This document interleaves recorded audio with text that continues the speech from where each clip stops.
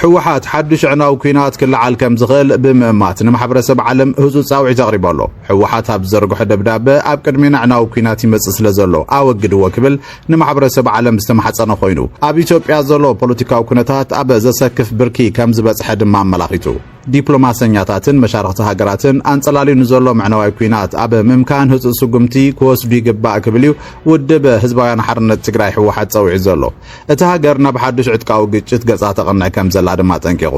ሕወሓት ኣብ ዝሕጅዋን ኣብ ኢትዮጵያ ናይ ዘተን ስምምዕን መንፈስና ጠፍአ ብምምጽኡ ኣብ ክንዱ ናይ ሓደ ወገን ውሳነ ምግዳድን ብሓይሊ ዝተደገፈ ወተሃደራዊ ስጉምትን ፖሊሲታት ይነግሰለው ኢሉ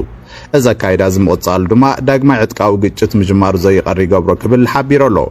እዚ ክልዓል ዝኽእል ኩናት ኣብ ውሽጢ ኢትዮጵያ ጥራሕ ተሓጺሩ ዝተርፍ ኣይኮነን ዝበለ እቲ መግለጺ ኣብ ቀርኒ ኣፍሪካ ዘሎ ዘባዊ ወጥርን ንጎረባብቲ ሃገራት ዝግበር ዘሎ ትንጓያን ተሓዋዊስዎ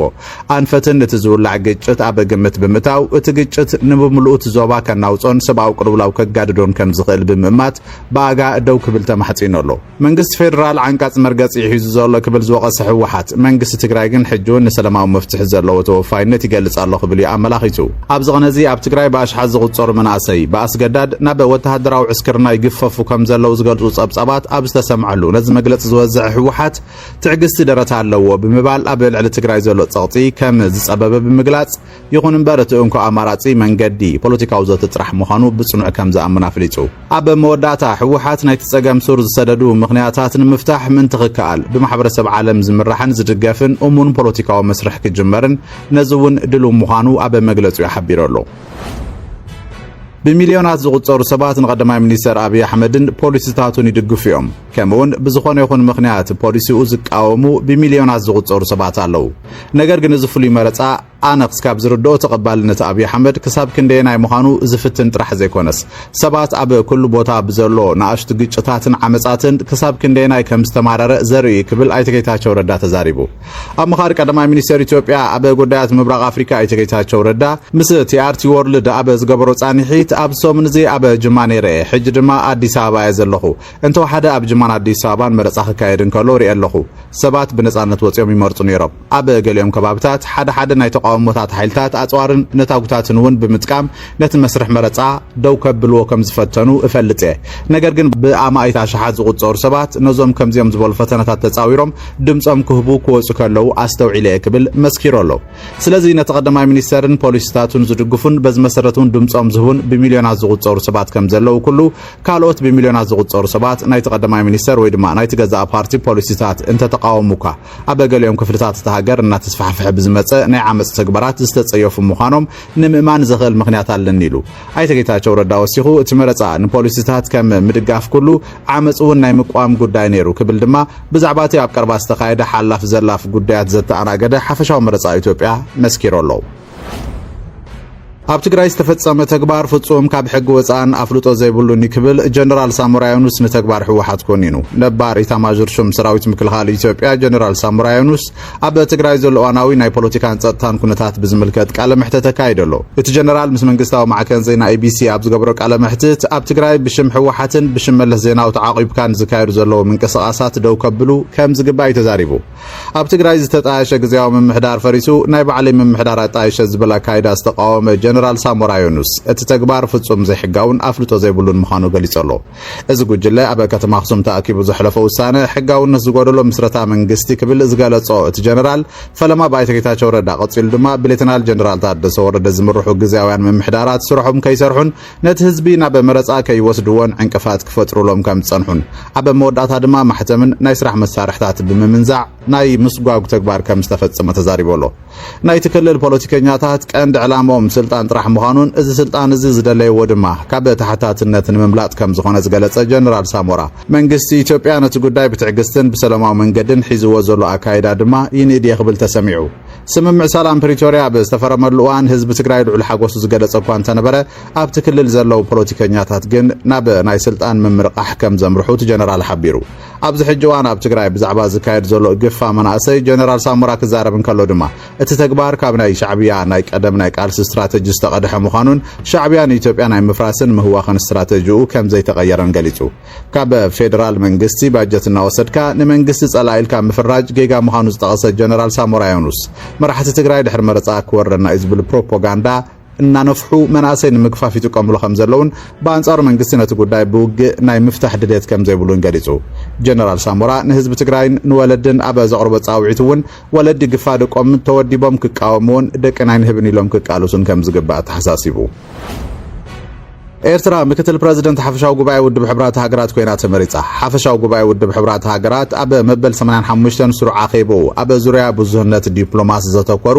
ዓበይቲ ኣጀንዳታት ድሕሪ ምዝታዩ ነቲ ውድብ ንመበል 81 ሓፈሻዊ ጉባኤ ዝመርሑ ኣካላት መሪጹ ኣሎ በዚ መሰረት ድማ እታ ምብራቕ ኣፍሪካዊት ሃገር ኤርትራ ዝለዓለ ናይ ኣባል ሃገራት ድምፂ ብምርካብ ሓንቲ ካብተን ምክትል ፕሬዝደንት ሓፈሻዊ ጉባኤ ኮይና ተመሪጻ ኣላ ኤርትራ ምስ ካልኦት ዝተመረጸ 16 ሃገራት ብምዃን ነተን 5 ቀወምቲ ኣባላት ቤት ምኽሪ ጸጥታ ማለት እውን ቻይና ፈረንሳይ ሩስያ ብሪጣንያን ኣሜሪካን ብምጽምባር ነቲ ናይ ሓፈሻዊ ጉባኤ ቢሮ ብሓባር ክትመርሕ ብተወሳኺ ምስኣ ከምኒ ኣፍጋኒስታን ፊንላንድ ግብፂ ሊባኖስ ፓራጓይን ዚምባብዌን ዝበላ ሃገራት እውን ብምክትል ፕሬዝዳንትነት ከም ዝተመረጻ ንምፍላጥ ተኻኢሉ ኣሎ በተመሳሳሊ ዕለት ብምስጢር ዝተኻየደ ናይ ድምፂ ወሃሃባ ስነ ስርዓት ናይ ሕጂ ሚኒስትር ጉዳያት ወፃኢ ባንግላዴሽ ካሊሉር ረሕማን ፕሬዝዳንት መበል 81 ሓፈሻዊ ጉባኤ ኮይኑ ተመሪጹ ኣሎ ካሊሉር ረሕማን 99 ድምፂ ብምርካብ ተመሪጹ ዘሎ ኣብ መወዳእታ ወርሒ ነሓሰ ስርሑ ብወግዒ ዝርከብ ተመራጺ ፕሬዝዳንት ካሊሉር ረሕማን ድሕሪ ዓወቱ ኣብ ዘስምዕ መደረ ውድብ ሕብራት ሃገራት ኣብ ዝሕጂ እዋን ከቢድ ናይ ፋይናንስ ቀልውላውን ዓለም ለኻዊ ናይ እምነት ምጉዳድን ጸገም የጋጥሞ ከም ዘሎ ብምጥቃስ ኣባል ሃገራት እቲ ውድብ ክቕየርን ዝሓሸ ውፅኢት ከምፅን ከም ዝኽእል ብግብሪ ከሪኣ ከም ዘለወንን ኣብ ባይታ ዝግበር ነብሲ ወከፍ ኣበርክቶ ውፅኢታዊ ብምግባር ነቲ ዝጠፍአ እምነት ክምለስ ከም ዝግባእን ኣተሓሳሲቦሎም ኢትዮጵያውያን ከሳግር ዝተተሓዘ ኤርትራዊ ናብ ቤት ፍርዲ ክቐርብ ተባሂሉ ኣሎ ኣብ ስራሓት ስግረዶብ ከም ዝተዋፈረ ዝተነገረሉ ሓደ ኤርትራውን ዝተሰረቀ ሰነድ ሒዘን ዝጸንሐ ክልተ ኢትዮጵያውያንን ኣብ ሊትዌንያ ተኸሲሶም ጉዳዮም ናብ ቤት ፍርዲ ከም ዝተመሓላለፈ መንግስታዊ ማዕከን ዜና እቲ ሃገር ኤልአርቲ ሓቢራ ኣላ እቲ JMI ብዝበለ ዝተጠቐሰ ወዲ 26 ዓመት ኤርትራዊ ነተን ደቂ ኣንስትዮ ብዘይሕጋዊ መንገዲ ዶብ ከሳግረን ብምፍታኑ ከምኡውን ዘይሕጋዊ ሰነድ ብምጥቃሙ ተኸሲሱ ኣሎ እተን ክልተ ደቂ 26 ዓመት ኢትዮጵያውያን እውን ናተን ዘይኮነ መንነት ሒዘን ብምጽንሐን ከም ዝተኸሰሳን ጉዳዮም ናብ ዞባዊ ቤት ፍርዲ ፓነቬጅስ ተመሓላሊፉ ከም ዘሎን ቤት ጽሕፈት ጠቕላላ ኣኽባር ሕጊ ገሊጹ እቲ ፍጻመ ኣብ ጥሪ 2026 ዘጋጠመ ኮይኑ ካብ ከተማ ሪጋ ላትቪያ ናብ ዋርሶ ፖላንድ ኣብ እትጓዓዝ ዝነበረት ኣውቶቡስ ዝተሳፈራ ክልተ ደቂ ኣንስትዮ ኣብ ደቡብ ሕጋዊ ሰነድ ምስተሓተታ ንኤርትራውያን ዝተዋሃበ ናይ ግሪክ መንበር ፍቓድን ሰነድ ጉዕዞ ስደተኛታትን ኣቕሪበን ድሒሩ እተን ከም ኤርትራውያን መሲለን ክሳገራ ዝሓሰባ ደቂ ኣንስትዮ ኢትዮጵያውያን ምዃነን ስለ ዝተረጋገጸ ኣብ ቀይዲ ውዒለን እተን ኢትዮጵያውያን ካብ ቤላሩስ ብዘይሕጋዊ መንገዲ ናብ ላትቪያ ዝኣተዋ ኮይነን ኣብ ማዕስከር ስደተኛታት ክቕመጣ ዝጸንሐየን እቲ ናይ ዓባይ ብሪጣንያ መንበር ፍቓድ ዘለዎ ዝተባሃለ ኤርትራዊ JMI እውን ኣብታ ኣውቶቡስ ምስአን ሓቢሩ ይጓዓዝ ከም ዝነበረ ሓበሬታ ወሲኹ ይገልጽ እተን ደቂ ኣንስትዮ ንዕኡ ፈጺመን ከም ዘይፈልጦ እኳ እንተተዛረባ እቶም ሓለዋ ዶብ ኣብ ናይ ሓዲአን ቴሌፎን ገንዘብ ከም ዝተመሓላለፉ ምስክር ረኺቦም እቲ 550 ፓውንድ ገንዘብ ነቲ ኣስጋር ዝተኸፈለ ምዃኑ እቲ ሓበሬታ ይገልጽ ኣብቲ ዝገበርዎ ምርመራ ሓንቲ ካብተን ምስ JMI ኣብ ማሕበራዊ መራኸቦታት ንነዊሕ እዋን ክትራኸብ ምጽናሓ ድማ ረጋጊጾም ኣለዉ ካብ ቤላሩስ ብላትቪያ ኣቢልካ ናብ ምዕራብ ኣውሮፓ ንዝግበር ጉዕዞ የተሓባበር ከም ዝነበረውን እቲ ሓበሬታ ወሲኹ ገሊጹ ከምቲ ዝፍለጥ ብሊብያ ኣቢልካ ማእከላይ ባሕሪ ተሳጊርካ ናብ ኣውሮፓ ዝግበር ጉዕዞ ሓደጉ ይበዝሕ ኣሎ እቶም ስደተኛታት ኣብታ ኣብ ቅልውላዊ ትርከብ ሊብያ እውን ብዙሕ ግፍዕታት ይዝወርዶም ዘሎ ስለዝኾነ ሓያሎ ሰባት ነቲ ብምብራቕ ኣውሮፓ ጌርካ ናብ ማእከል ኣውሮፓ ዘእቱ መስመር ጉዕዞ ክመርጽዎ ጸኒሖም እዮም ካብ ላትቪያ ናብ ሊትዌንያ ዝግበር ካልኣይ ደረጃ ስደት ኣብ ዝሓለፈ ዓመት ብልዕሊ ዕፅፊ ወሲኹ ኣሎ ሓለዋ ዶብ ሊትዌንያ ከም ዝገለጾ እዚ ዋሕዚ ብመንገዲ ቤላሩስ ኣቢሉ ዝካየድ ጉዕዞ እዩ ኣብ ዝሓለፈ ዓመት ካብ ቤላሩስ ናብ ላትቪያ ድሕሪ ምታዎም ብሊትዌንያን ፖላንድ ናቢሎም ናብ ምዕራብ ኣውሮፓ ብፍላይ ድማ ናብ ጀርመን ክበጽሑ ዝፈተኑ 1288 ስደተኛታት ከም ዝተተሓዙ ሓለዋ ዶብ ሊትዌንያ ገሊጹ እዩ ምስ ተቕድሚኡ ብዝተመዝገበ ናይ 540 ሰባት ማእሰርቲ ክነጻጸር እንከሎ ልዑል ወሰኽያር እዩ ኣብ ርእሰ ከተማ ሶማልያ ሞቃዲሾ ኣብ መንጎ ሰራዊት መንግስትን ብተቃወምቲ ዝድገፉ ዕጡቃትን ብርቱዕ ውግእ ተቐጻጺሉ ከም ዝቐጸለ ተሓቢሩ ኣብ ሞቃዲሾ ካብ ሎሚ ንግሆ ጀሚሩ ኣብ መንጎ ሓይልታት ጸጥታ መንግስትን ምስ ፖለቲካውያን ተቃወምቲ ዝተሓባበሩ ዕጡቃትን ብርቱዕ ናይ ተኽሲ ልውውጥ ይካየድ ኣሎ ናይ ቀደም ፕረዚደንት ሶማልያ ሸሪፍ ሼክ ኣሕመድን ናይ ቀዳማይ ሚኒስተር ሓሰን ሼክ ዓሊ ኻይረን ሰራዊት መንግስቲ መበገሲ መንበር ኣባይቶም ብድሮንን ብከበድቲ ብረታትን ከቢቡ መጥቃዕቲ ከም ዝፈጸመሎም ምዝራቦም ኣህግራውያን ማዕከናት ዜና ጸብጺበን ኣለዋ መንግስቲ ብወገኑ እቶም ዕጡቃት ሓይልታት ኣብ ልዕሊ መደበር ፖሊስ መጥቃዕቲ ፈንዮም ክብል ከሲሱ ጠንቅ መንቀል ትግጭት ተባሂሉ ዘሎ ድማ ፕሬዝዳንት ሐሰን ሼኽ መሐሙድ ናይ ስልጣን ዘመን ድሕሪ ምብቅዑ አበ ስልጣን ምጽናሕ ዝወሰኑ ውሳነ ብምቋም ሎም ሐሙስ ክካየድ ኣብ ዝተሓሰበ ናይ ጸረ መንግስቲ ሰልፊ ቀዲሙ እቲ ግጭት ተላዒለሎ